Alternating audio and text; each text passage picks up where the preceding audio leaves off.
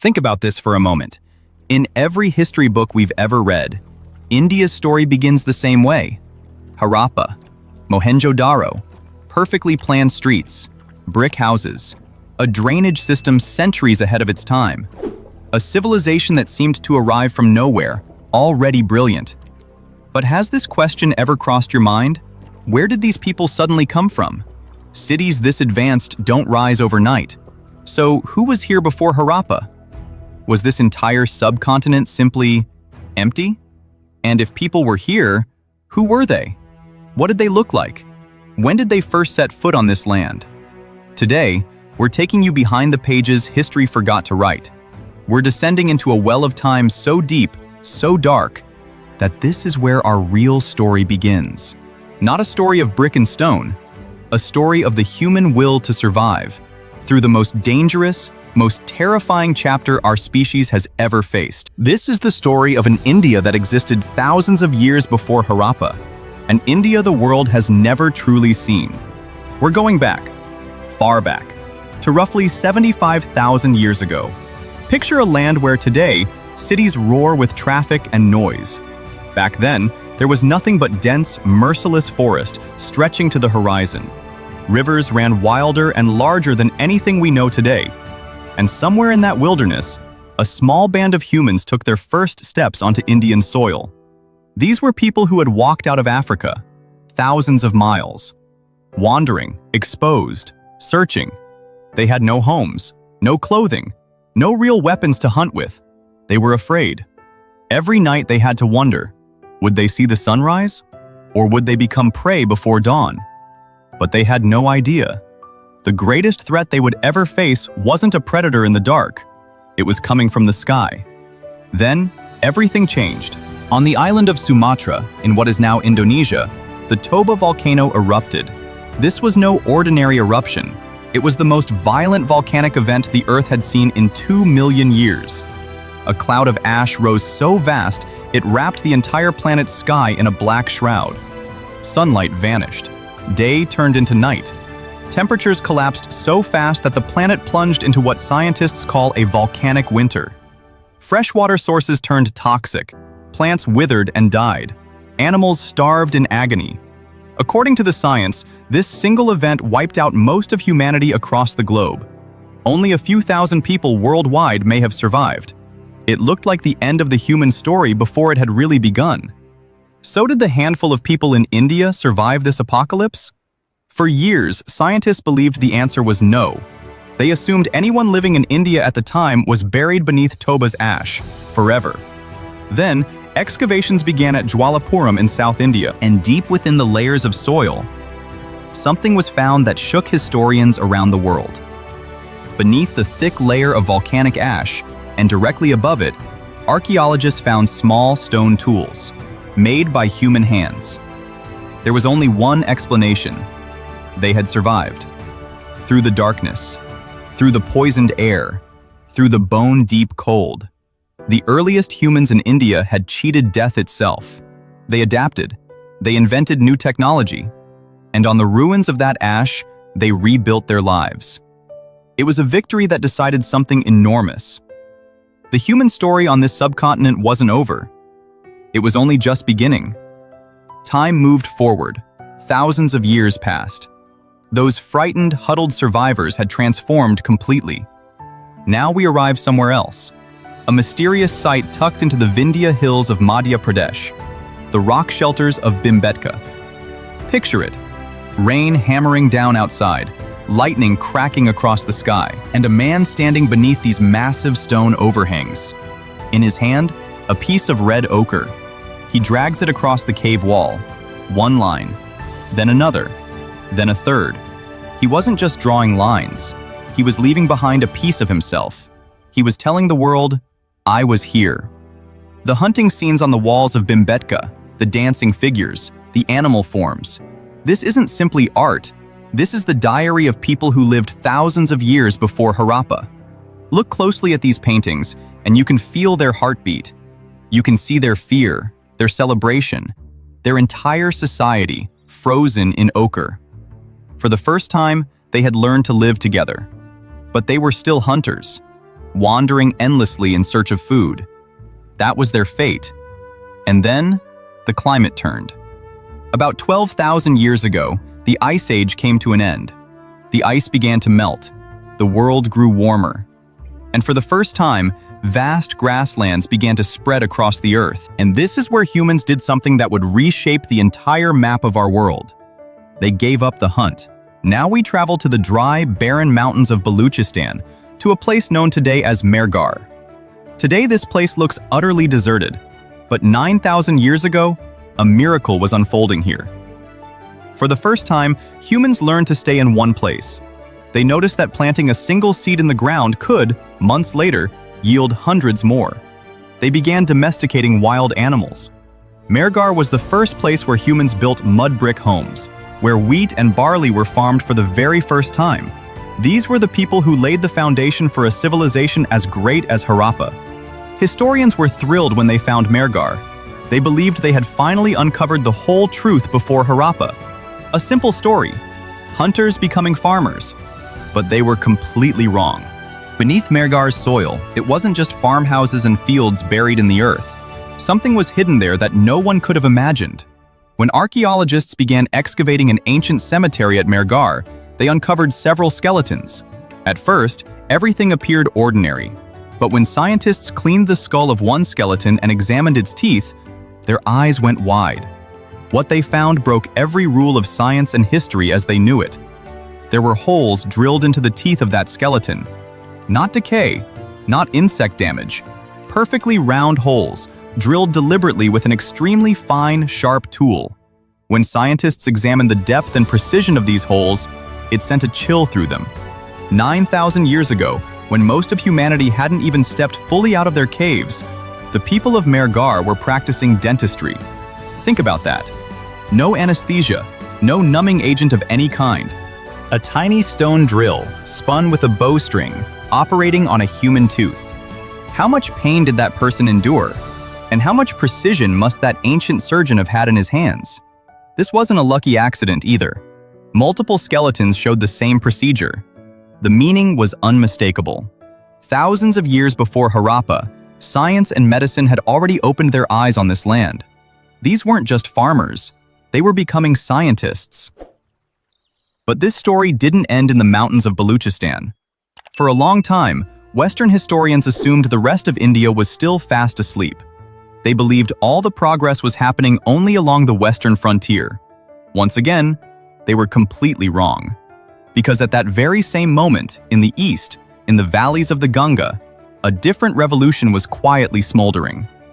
Lahuradewa in Uttar Pradesh. Here, among the marshes and lakes, people discovered something entirely new to the world. Rice, the very rice that feeds the entire planet today. Its first crop was grown along these very lake shores roughly 10,000 years ago. Humans weren't just surviving anymore, they were flourishing. But the biggest shock was still to come. A discovery that would tear through every history book ever written. Just when historians believed they'd finally mapped the whole picture before Harappa, a quiet village in the state of Haryana produced something that stunned the entire world. The place was Birana, along the banks of the long-dried Saraswati River. When excavations began here and the carbon dating results came back, archaeologists couldn't believe what they were looking at. Birana's roots turned out to be even older than Mehrgarh's, nearly 9,500 years old. And the people here weren't just farming, they were smelting copper, crafting beautiful pottery, and, most astonishing of all, they were painting on it. On one clay vessel, archaeologists found the figure of a woman. Now recall the famous dancing girl of Harappa, that small bronze figurine. The figure painted on this piece of Birana pottery was almost identical. The same posture, the same gesture, which meant one thing clearly. The Harappan civilization wasn't some miracle that dropped from the sky overnight. Its roots had been quietly spreading beneath this very soil for thousands of years. The people of Birana were, generations later, becoming the craftsmen of Harappa. Everything was moving in the right direction. In the west, Baluchistan carried the scent of wheat. In the east, the plains of the Ganga swayed with rice. And in between, Villages like Birana were giving birth to art and technology. But then, nature played its cruelest hand. Roughly 6,000 years ago, the climate began to shift. Rainfall grew scarce, the monsoon weakened. Rivers edged toward drying up. The very fields that had taught humans to settle down now cracked and withered under the sun. Dust storms began to sweep the land, and the shortage of water reawakened an old, familiar terror in people's hearts: the fear of death. To survive now, farming a small village plot simply wasn't enough. They needed something new, something far bigger. And out of this fear, this struggle, this desperate shortage of water, one of the greatest wonders of the ancient world was born. People from different, once unfamiliar villages began coming together. They understood something crucial: survival could no longer be a solitary act. They needed settlements along the rivers, where water could be carefully managed, where trade could flourish, where resources could be shared. Villages were becoming towns, towns were becoming cities.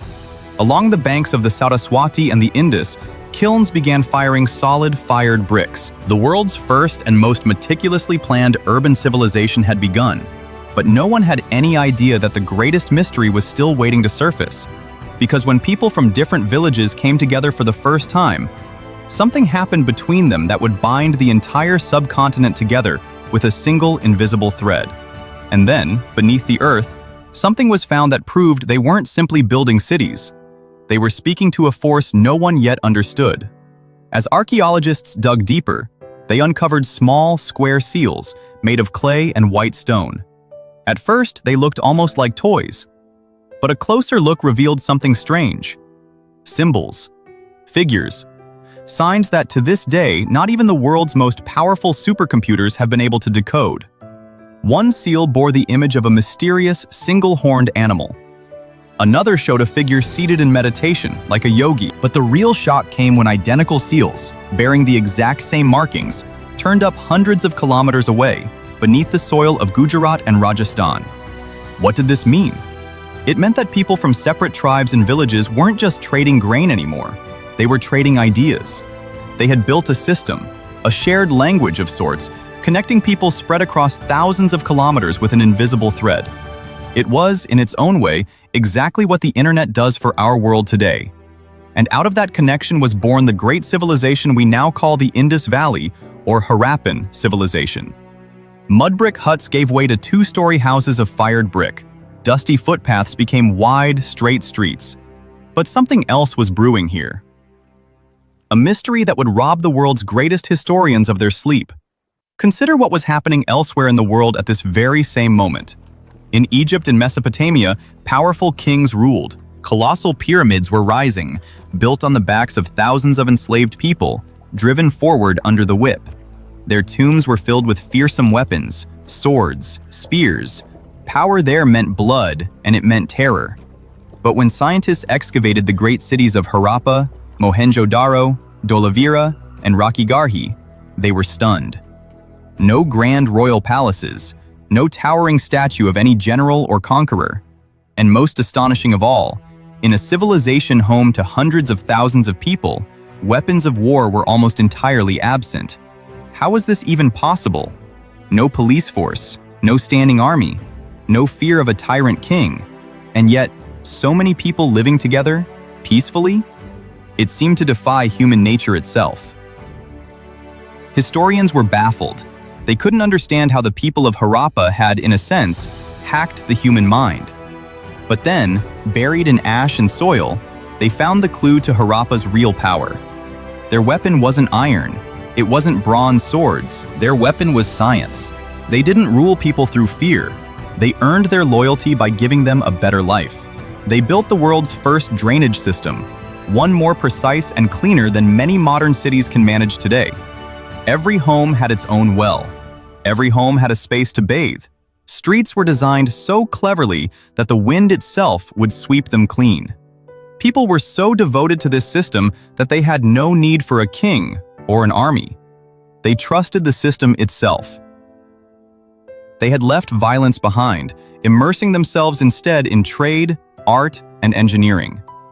It looked as though humanity had built paradise on Earth, An ideal world, the kind we still dream of today. But they forgot one thing. However clever humans become, we remain small before the force of nature. They believed they had tamed the rivers. They believed this magnificent system would run forever. They were completely wrong. The very nature that had brought them together was about to take everything away. And beneath the ground, something was quietly stirring. Something that would turn this great peace into a devastating silence forever. No one could have imagined that the rivers which had watered their fields, on whose banks they had built the cities of their dreams, were about to turn against them.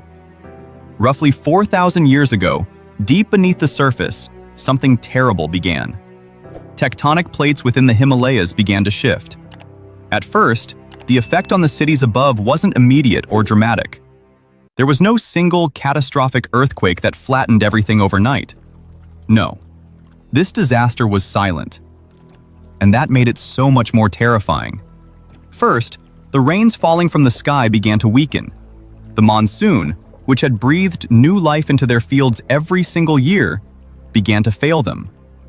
Year after year, a brutal drought set in, a mega drought. And then came the event that would break this entire civilization's spine. The Saraswati River, which once flowed like a vast inland sea, and along whose banks the greatest cities had risen, began suddenly to dry up. Because of the tectonic shifts, the glaciers and rivers that fed the Saraswati changed course entirely. The Sutlej and the Yamuna abandoned her. Try to picture that moment.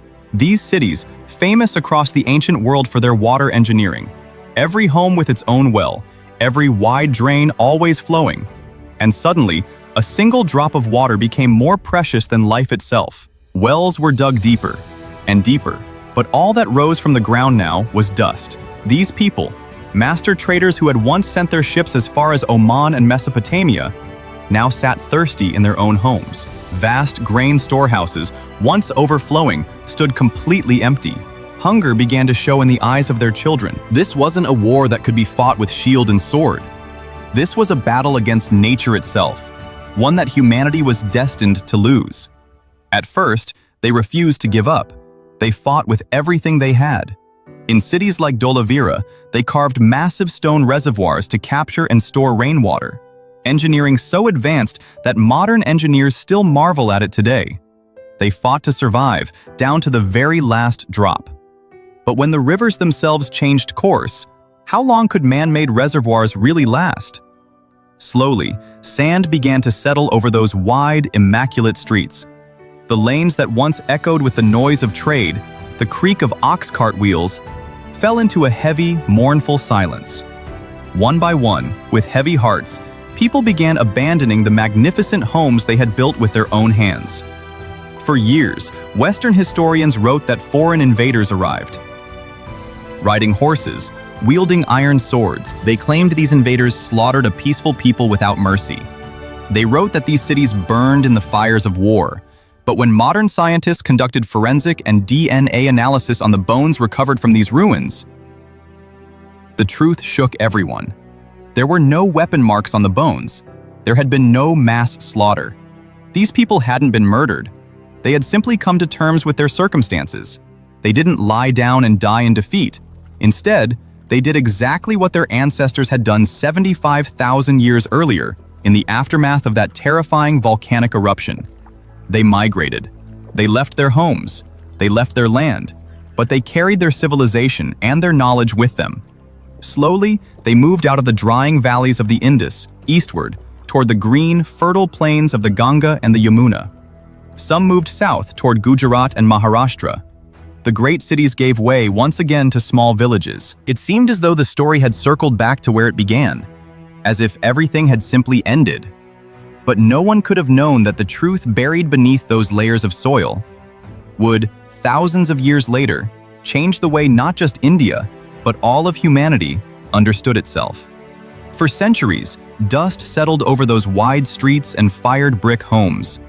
The winds blew, and slowly, those great cities, once the ultimate symbols of science and peace, were completely swallowed by the earth. Grass grew over them. Forests took root. New people arrived and built new worlds on top of that very soil. Everything about the magnificent cities buried below was forgotten, It was as if they had never existed at all. But had these people truly vanished? Had all their knowledge, their entire story, disappeared forever along with those bricks? Modern science answers with a resounding no. Recently, when skeletons recovered from the ancient cemetery at Rocky Garhi were analyzed using modern DNA technology, scientists in the lab were confronted with a truth that overturned every old history book. The DNA in those skeletons wasn't foreign. It wasn't from some unknown outside population. That DNA is still alive today. It's still walking the streets of India right now. It isn't running through anyone else's veins. It's running through yours and mine. Yes, the person who endured a tooth extraction without anesthesia in Mehrgarh, the woman who painted her own likeness onto a clay pot in Birana, and that small handful of people who, 75,000 years ago, walked out alive from beneath the poisoned ash of the Toba eruption. They never went anywhere. They are our ancestors. The abandonment of Harappa's cities was never an ending. It was simply a transformation, a new beginning. When they left those great cities behind, they carried all of their knowledge with them. Think about it. The amulets, the bangles, the vermilion, all things they used thousands of years ago, are still part of our homes today. The weights and measures they traded with still form the foundation of our marketplaces. Even chess, a game played across the entire world today, had its very first board laid out along the banks of those same dried-up rivers. They didn't just teach us how to build cities, they taught us how to survive. They taught us that even when nature shows us its most terrifying face, even when everything seems to be ending, human beings will always find a way through. We tend to measure history by grand monuments, royal palaces, and battlefields. We assume that whoever held the most power must have the greatest history. But those unnamed people who came before Harappa showed the world a very different truth. They proved that true greatness doesn't live in weapons, it lives in ideas. Cities may crumble back into dust, mighty rivers may dry into sand, but the human refusal to stop living, the will to rise again, no matter how much the world tries to break us, that never dies.